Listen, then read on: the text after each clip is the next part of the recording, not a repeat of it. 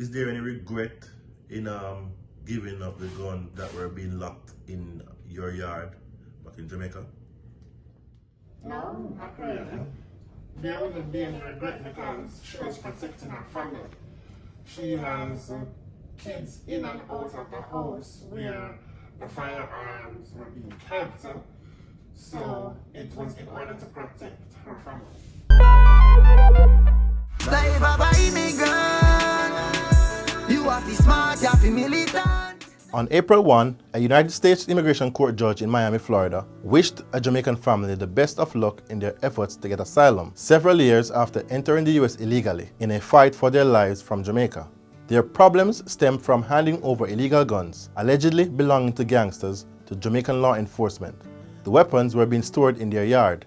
Although the incident took place nearly 13 years ago, the family says the threats of murder and rape continued. They fled their home in a tough Kingston neighborhood, but the Sunday Gleaner understands that their new home was discovered, resulting in further threats. In August 2022, fearing for their safety, the family of mainly women and children crossed the US-Mexico border to enter the US illegally. Now, the family faces another challenge, fighting deportation back to Jamaica, where their troubles began. They have been placed on removal proceedings while their asylum case is pending. Here is their story. I want to ask you guys to start out by telling me what transpired in court. Where is the latest with your asylum case? Well, the asylum case has moved on to the individual hearing phase. So what that means is that the next court date we present our case with all the valid evidence, and then after that the judge will make a decision on whether our asylum is granted asylum. Okay.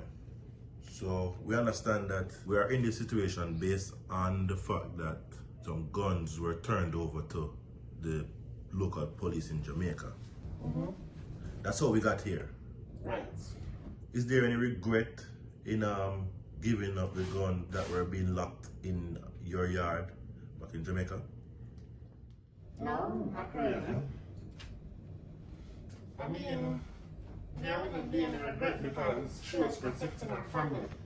She has kids in and out of the house where the firearms were being kept. So it was in order to protect her family. How has life been in America since moving away from Jamaica?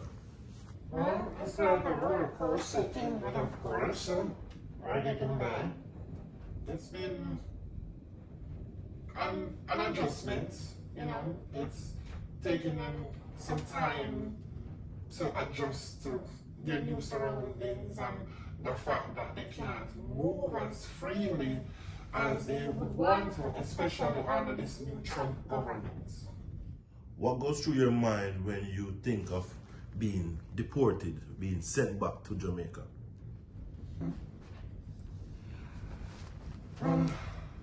If we're out of here, you know, and what we're going to do, or it's not going to be when we get back there. Jamaica is a different Jamaica than we knew it even just 3-4 years ago, you know. So the uncertainty of going back there, not knowing how it is, that's the fear. And additionally, you know, resources in Jamaica, especially for the elderly, is not that plentiful. And if you're sick, that's a major concern. How has the asylum process been? Any fatigue? I know that this started from us way back as when, 2023? Yes, 2022. Mm-hmm. That's when the process started. The process has been challenging because resources are few. There's not many free lawyers that are available to assist with the case, and the lawyers that are available are they're really expensive. So we were feeling through the dark in order to get our paperwork submitted. It took a lot of research, but we got to where we are today. Still without a lawyer. You guys went to court today. What's next? When is the next court date? The next court date is 3 years from now. And that's when they go to their individual hearing and present the evidence of their case and make their case to stay in America. That's the next step. The judge would have said that this is an opportunity for you guys to find a lawyer. To find a lawyer and to solidify your reasons for seeking asylum. Yes. How is that process going in terms of putting together all the evidence that you guys need to solidify your case, asylum case? Challenging, because the events of the case basically happened over 30 years ago. So some of, the news clippings, the articles, they're hard to find. And, as Jamaican people, if anything happened to me, we're not going to the doctor right away. So getting a police report when you get beat up or whatever, it's kind of challenging, but we're trying to do our best. President Trump and his new immigration laws, what are your thoughts based on your family's current situation? Because it's not just two of you this involves. No, it's actually 7 people that came across. When I say came across, what are you referring to? Came across the Mexican border. So that's what happened. And as it relates to Trump and his rules, it's just fear mongering. It's really fear mongering. I think there's a common misconception that as you step outside, you'll be detained. A lot of things has changed, and not for the better. However, it's not a case that you go outside and you're immediately caught and put into lockup. No, we went to court yesterday and everything was fine. There was no police there. The judge was fair, and he wished us good luck, sincerely.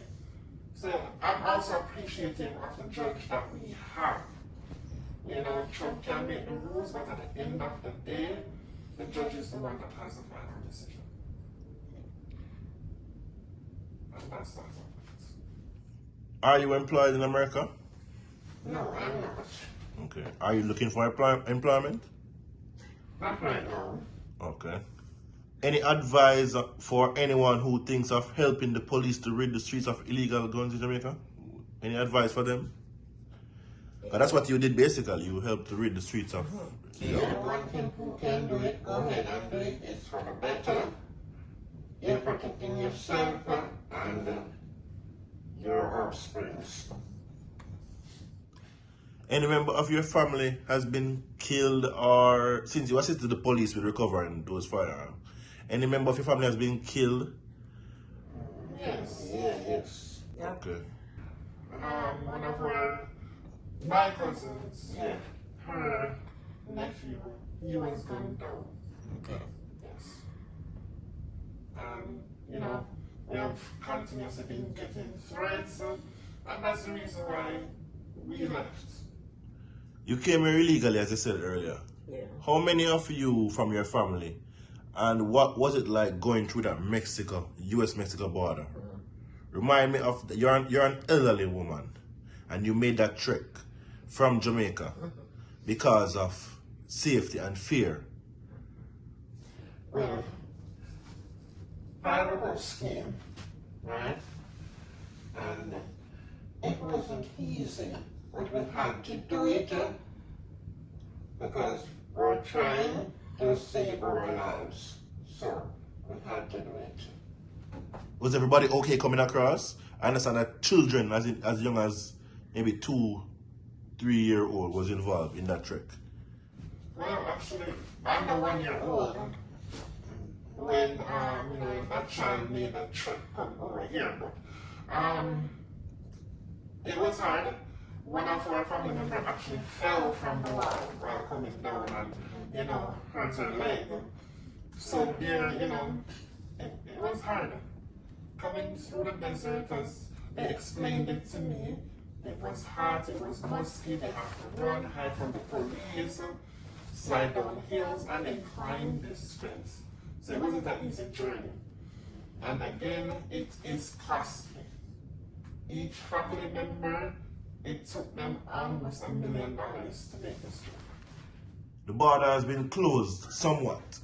How do you feel about that?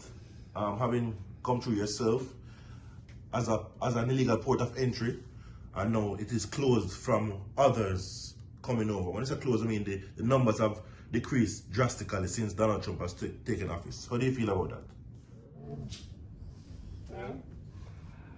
I know, I think a lot of people is going to be denied the opportunity to come here because they don't have any other way. You know? It's sad that doing the right thing can ultimately upend your life. This is the story. This is our story. This is what transpired. When doing the right thing puts your life in danger. I am Andre Williams for The Gleaner Online.